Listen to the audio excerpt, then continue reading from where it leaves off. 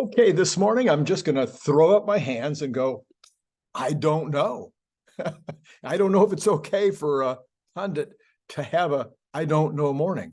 Nvidia is down 3% additional to all the losses they had recently.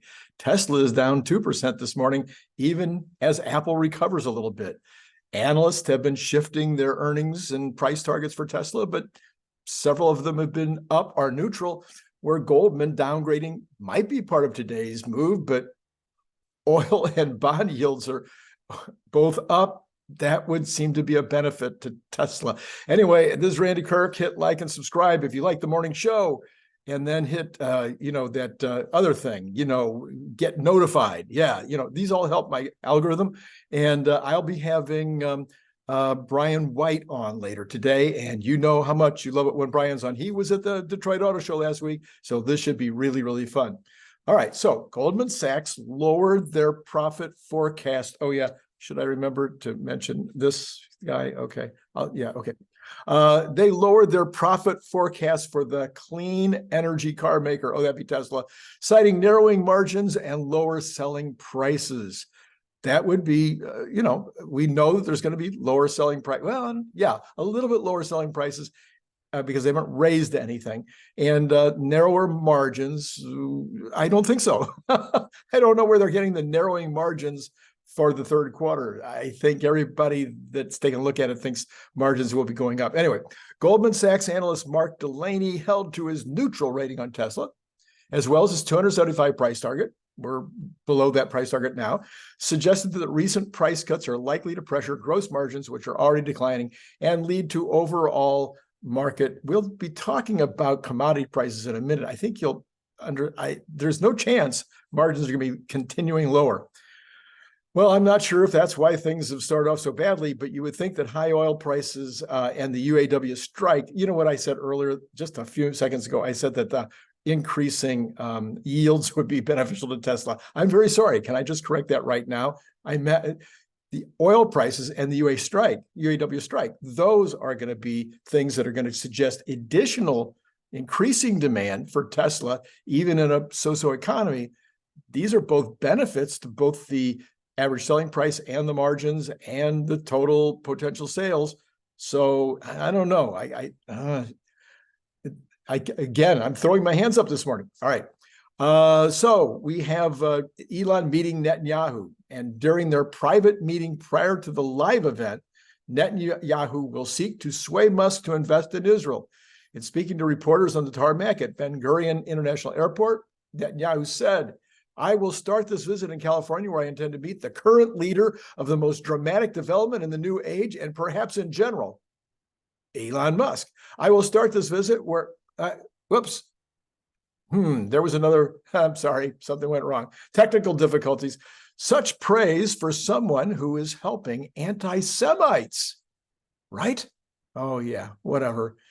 Anyway, also from Musk this morning, Gates must have had a technical understanding at some point in his career, but has now left planet Earth.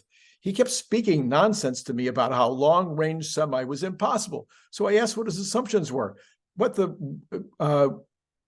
kilowatts per mile of the vehicle, the watts per kilogram for the battery. He did not know. Well, the Tesla Semi is proving itself daily at the Run-On Less testing program. Bill Gates and some leadership at Daimler appeared to be wrong. So back to Israel, my vote is definitely that we should make some kind of investment in Israel. I guess, a mega battery plant would be good. Something. Yeah, definitely. Maybe something in the AI world, something technical, chip factory. I don't know. Anyway, my vote is a no on Turkey for Giga. Could put a mega pack factory there, but that country is way too unstable for my liking. My vote is also, because I mentioned that because Elon met with Erdogan yesterday, and that meeting, he was asking for a gigafactory. And then Saudi Arabia apparently is asking for a gigafactory. And I also kind of say no to Saudi Arabia for a bunch of reasons. I don't see what benefits there would be to a factory there at all. Again, maybe a mega pack factory would be fine. Okay, Gary Black says this morning, actually maybe yesterday evening, U.S. core inflation continues to drop significantly. August core CPI ex food and energy was 4.3%, the lowest in 2 years. If the government used actual rents, which are now down 1.2% year over year, rather than the heavily lagged shelter CPI, which is showing up 7.3 year over year, core CPI would be around 2%. And he says, well, that comes from a source that I use, and that source is on X, Charlie Bilello, Bilello, Bilello. Anyway, so I decided I should follow Charlie. Why not? And when I went over there, I found this. I'll put this down in the description below. You can take a look at if you want to spend more time on it, or you can just listen here. But he's talking about the commodity price changes over the past year. So we've got sugar up 50%, silver up 20%, gold up 15%, gasoline up 12%, copper 10%, West Texas crude up 6%, heating oil up 6%, US CPI up 3.7%. Brent Crude up 3%. We know about the oil prices right now, but then all of these are down. Aluminum down 4%, soybeans down 6%, cotton down 15%, zinc down 22%, corn down 29%, coffee down 29%, wheat down 30%, natural gas down 67%. And of course, natural gas and oil sometimes are able to replace one another in things like plastics. And so it's a little bit surprising to see that natural gas is still down 67%, means there must be plenty of supply. Anyway, so then I kept on looking at his feed and looking back, and I thought this was kind of interesting. I'll put this down again in the information below. He's showing a comparison of price to sales ratios for various different companies. NVIDIA's stock sells for 35 times their sales. This new listing this week, ARM Holdings, sells for 24 times. Microsoft for 12 times. Tesla is only 10 times. Apple is 7.2 times. Anyway, there's a list, another few on that list. And then he goes on and shows sales growth for various companies. Well, NVIDIA's up 102%. That would give you some reason to believe they should have a high PE, but they have been falling, as I mentioned, today by 3%. ARM is down 2%. Microsoft up 8%. Tesla up 47%. Anyway, it goes on, shows a few more. You might want to look at those down below in the information. All right. Health insurance prices have been declining roughly 3% to 4% a month since October of 2022, helping to pull down inflation at a time when other metrics were stubbornly high. I don't know where they're getting the other metrics were stubbornly high. A couple were. Most were not. Sorry. I mean, reporting. I'm sure I make these kind of mistakes.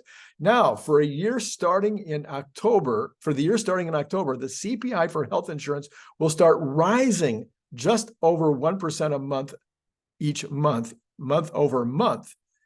And this is because of some kind of a weird structural issue and the way that they arrive at this number. Now, the health insurance is only going to be a teeny tiny part of the overall CPI or PCE, but it is a part. And as Elon says, you got to take care of these little pieces.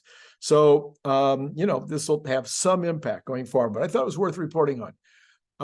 UAW leader Fain is a caricature of a United Autos Worker leader. He must have been reading all of the old speeches. Now he's demagoguing about Elon Musk. He says labor has to suffer horrible wages in order to let billionaires like Elon Musk build rockets. Do I even need to say how stupid that comment is? Tesla employs 140,000 workers and pays them very well, and SpaceX employs another 12,000 highly paid workers? Or that Elon's billions come from his own investments in his own companies? Oh my goodness. I don't know what to say. Well, speaking of demagogues, Elon took on George Soros this morning, and George Soros is what I'm talking about being a demagogue. The Soros organization appears to want nothing less than the destruction of Western civilization. And I just can't agree more. Trying to defund the police and trying to put in soft on crime leadership in cities has got to be the stupidest thing I've ever seen in my life. And George Soros is definitely behind that. And it's crazy making. Okay. Leaving the news on a positive note, Tesla Bull is reporting. Tesla Bull, that's on X. That's his handle, @Tesla Bull. He's reporting Vanguard continues to buy more Tesla shares every month. They now own 22,700,000 shares. Previous month, 22,367. So 391,000 additional shares just this month. So the market appears to want to go higher. Last time I looked, even as Tesla and NVIDIA were going counter, and the Cathie Wood stocks were all going down. Let's see if that's all still true. Okay, so now all the indices are down, but just barely. The Dow is down 47, but NASDAQ's down 4. Tesla is still down over 2%, bordering on 3%. The other techs, except for Microsoft, are up, but NVIDIA has now recovered. Okay, there's a lot, and all of the Cathie Woods are still down. So NVIDIA has recovered to being only 1% down from having been 3% down earlier. There's a lot of shifting going on. We also have Bitcoin dramatically shifting around, a lot of a huge upsurge this morning. So I think we have no idea how this day is going to play out. This could be a super interesting day. If you're a day trader, there might be money to be made today. That is not investment advice. So I would say, though, with regard to Tesla, buy the dip. That's not investment advice. That was what I would do if I had some dry powder right now. Anyway, okay, so that's what's happening on those. Let me look at the other numbers. We have got as I mentioned, the Bitcoin up 732 to 27, back over 27 again. That's up over 150 points from just a week or so ago.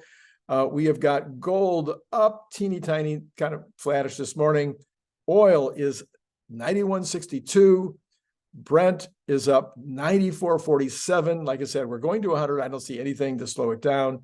And then we've got the bonds are at 4.341, up 19 this morning, 0.01, now 0.20. Let's look at the other ones. The 2-month is actually down. The 2-year is up strongly at 5.445. The 2-month I'm sorry, I looked at that incorrectly. Let me correct myself right now. The 2-year is at 5.06, still over that 5%. That's really a marker. But the 10-year, I'm thinking it's unlikely. I think I saw at least 3 headlines in the last 3 days saying that we might be at peak of the yields. And I would start to begin to believe that. Even though I don't think we're at peak on oil, I think it's going much higher. I think we might be at peak on yields, given the way that the international central banks are acting right now. They're seemingly all roughly in a pause. That could mean that we've done all we're going to do there. Okay. So yesterday I did a P&L for 2024. If you haven't looked at that yet, you might want to look at that. I'll put it right here. I'll be doing 2025 maybe today, probably latest tomorrow. So you might want to take a look at that. Okay. Can we talk, hit like, hit subscribe. If you did like it. If you didn't like it, you don't have to hit like, and then hit notify to make sure you hear about Brian White later today. And then we need to talk about this. Have you joined Patreon yet? This is a really good reason to join Patreon. This is now up on Amazon. You can go look at it. Selling for $29.95, just like I said I was going to put it. We'll see. I may not be able to, maybe it will sell $29.95. I don't know. You never know till you try. But for you, right now, you can get it free just by joining Patreon at the $10 level. So go over to Patreon, sign up. The information's down in the information below. You'll notice this is a very structurally sound product. Look here, 3 millimeters. It's amazing. It weighs 9 ounces. I mean, this thing is a heavy duty product. And it's, of course, a bottle cap opener. Works great on any kind of a glass bottle with a cap on it. You remember those. Oh, yeah, beer still does that a lot. So if you want to just amaze your friends, you know where to buy it. Oh, buy it. Oh, that's the other option. Okay, at the $10 level on Patreon, you get it for free. And if you want to buy it, or it's similar. Oh, here I'm got a mess going on over here. I'm so sorry. Terrible demonstration. So this gift box comes. Every one of them comes in this gift box, and we had a fella yesterday buy 15 of them to hand out to his coworkers. There's a camo version. These are $25 a piece if you want to buy them. And now, if you want to buy 15, or you want to buy 20, or you want to buy anything over 10, give me a buzz, give me an email, give me a hook up with me on X. Find a way. My information, I'm very easy to find, believe me. My information is everywhere, all over the internet. Look up Randy Kirk. Go ahead. Look up Randy Kirk. Besides the football star, he and I share the Google listings. So you can find all my information. I am as transparent as any human on earth. My privacy is of no concern at all. Anyway, I'm very, very happy to sell these for $25 a piece. If you're not in the country, please add $20 for freight to however many you buy. I hope that's all clear. I am looking forward to having 2 more conversations with you later today, and I've enjoyed this one immensely.